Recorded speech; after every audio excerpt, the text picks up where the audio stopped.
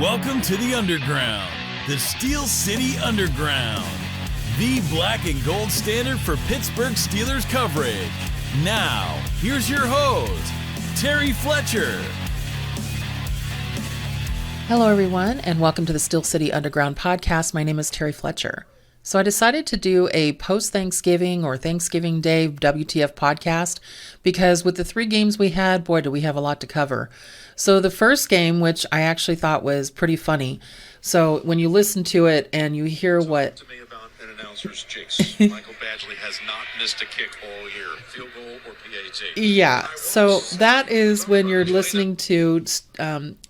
the Jim Nantz, and he was basically talking about the kicker for the Lions, and he went to obviously make a kick and he missed it. So talk about an announcer's jinx. Yes, Jim Nantz actually has one. It was really funny because Tony Romo was like, oh my gosh, you didn't just do that. He goes, okay, I won't say anything, but yeah, he jinxed him, and he actually jinxed the other team too about an extra point, and he missed that. So interesting game, but even though the Lions didn't win, the Buffalo Bills came back to win it, and it was still a really good game. Actually, all the games on Thursday were great if you had a chance to watch them during your Thanksgiving feast. So hopefully you got a chance. That was a great lead-in for a what the football moment when it came to jinxing out a kicker. So a couple of other what the football moments from the Buffalo game. You know, I should just know better. I'm pretty good in my fantasy football teams. You know, I love it. You know, I like to bet on football. I've said it a couple times on this podcast, but I don't think Thanksgiving is my day to bet on football. The Bills were favored by 9.5, and I took the Bills to win thinking it's the Lions. They always tank on Thanksgiving. Yeah, the Bills won by, what was it, 4? Yeah, didn't win that parlay. Also, I took the over. What was the over? Yeah, the over was 54.5. How many points? 53. I'm telling you, the bookmakers know what they're doing, and they know how to win. It's the betting people, us gamblers, that are just like, oh, really? Great. Okay.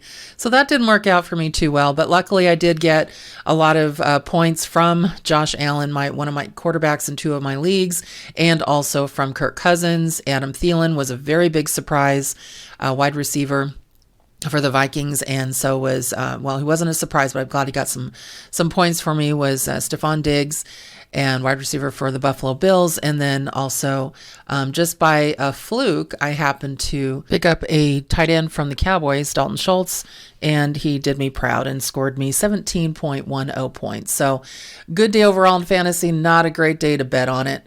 Okay, so what else was a what the football moment in the first game, which was, again, the Buffalo Bills versus Detroit? You know, I think the fact that Detroit played so well and came so close to that win is always a surprise. And really, you did that well there? I feel a little bad for the coach because I know he's been working really hard with this team, but when you have the weapons that they have on the Bills side, it's really hard to think you're going to lose at all. I mean, he's got Stephon Diggs, he's got Gabe Davis and all this, but the problem with Josh Allen right now is that he has got a nagging elbow injury, and so he can't move the ball as consistently as he wants to, and he also threw a 4th red zone interception. He's had 4 now in his last 5 games. That is definitely a what the football, and every time he does it, you're just like, oh, you just know his coach is looking at him going, what are you doing? So Sean McDermott definitely, I'm sure, had an issue with that. But with the Lions, you know what?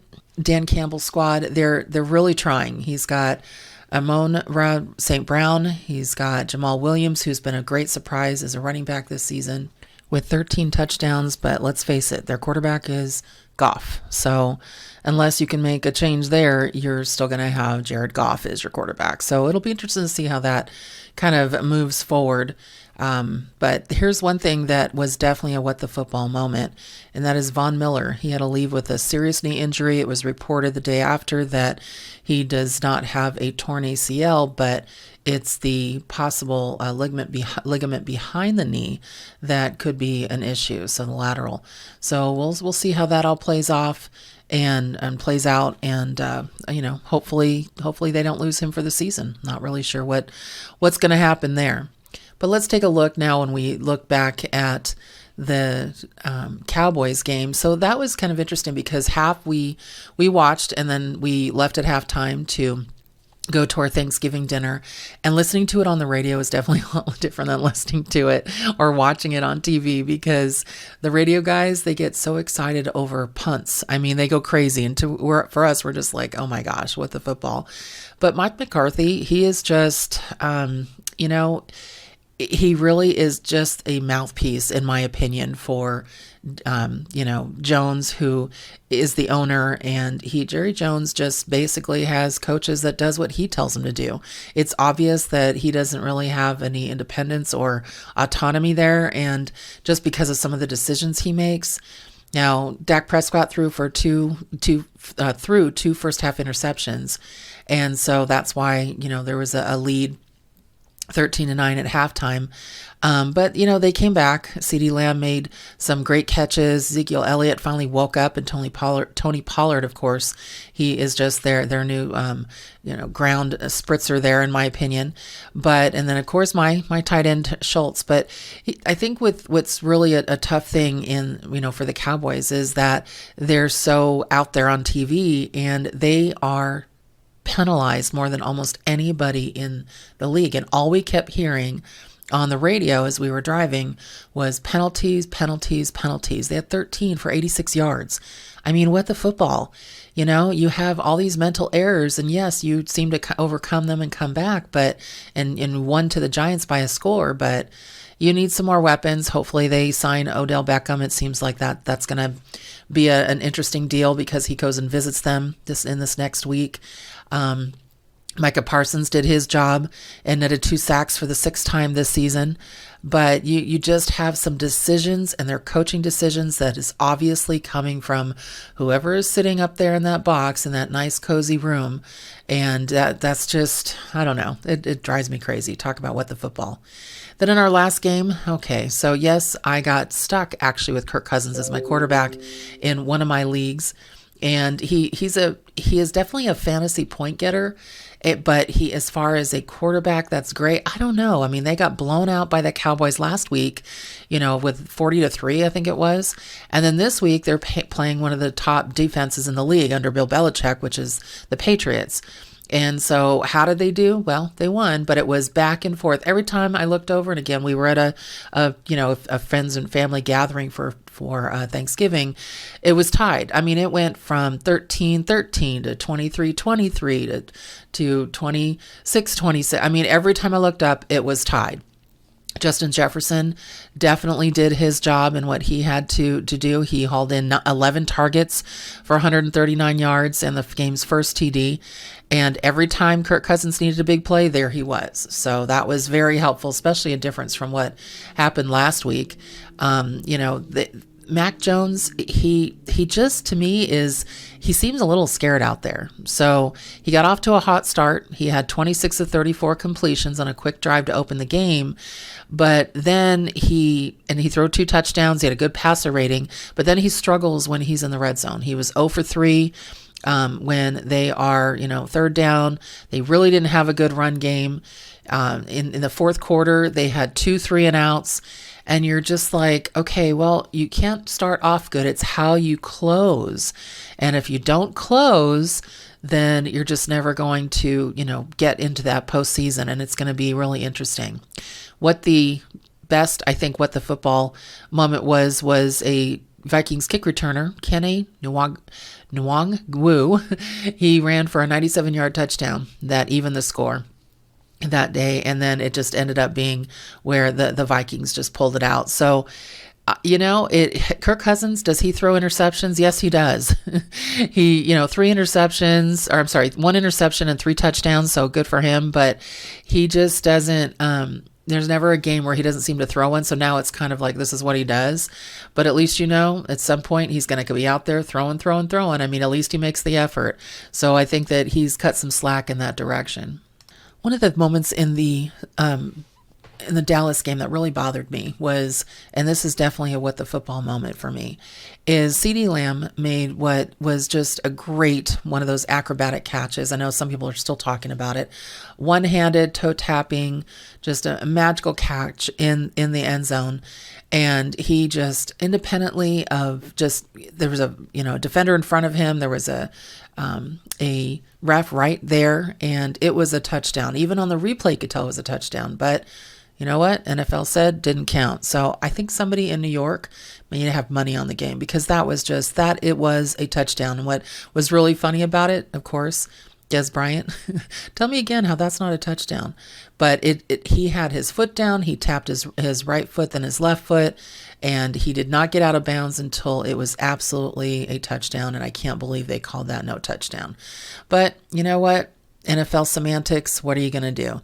Did he get 2 feet in bounds? Yes. But after touching his left toe down in bounds, they said his left heel came down out of bounds. Doesn't matter. If you're touching in bounds, then that should be a score. So, and I'm not even a Cowboys fan. Oh my gosh. And the longer it takes to take a look, you just know it's not going the way of the person that wants the point. So I just don't know what's going on. And then when we're dealing with the Patriots in their game, first there was a touchdown play where Hunter Henry had their tight end had a touchdown, and it was eventually overturned, and they ended up having to settle for a field goal, but he was absolutely robbed, and he even had 2 touchdowns in that game. I mean, they said, well, he was going to the ground, but he had control of the ball through any contact to the ground. On replay, officials determined that the ball either hit the ground or he lost control of the ball, but we didn't see any of those things on the replay. So, how are they sure that the ball actually touched the turf between his fingers when he's cradling the ball? So just, when you're looking at some of these things, you're just like, what are you getting? Because we're looking at it just like you. So I think at some point they're guessing, because there was a catch for earlier this week for Kelsey in a game against the Patriots, and he basically he got it. So, or it was a Patriots and a Vikings game, I'm sorry, and he got it. And I'm just like, what are you talking about? So just interesting. I think sometimes some of those catches are opinions versus what actually happened. And so that's where they've got to get more consistent in the NFL. Otherwise, I mean, they're costing people jobs, and that's not okay. And this last Turkey Day edition of the WTF Football was the celebratory turkey afterward. So it's become a tradition, Thanksgiving post-game interviews to feature a bunch of turkey legs for the players who won. And they kind of go along with the gag. We've even seen Ben Roethlisberger do it.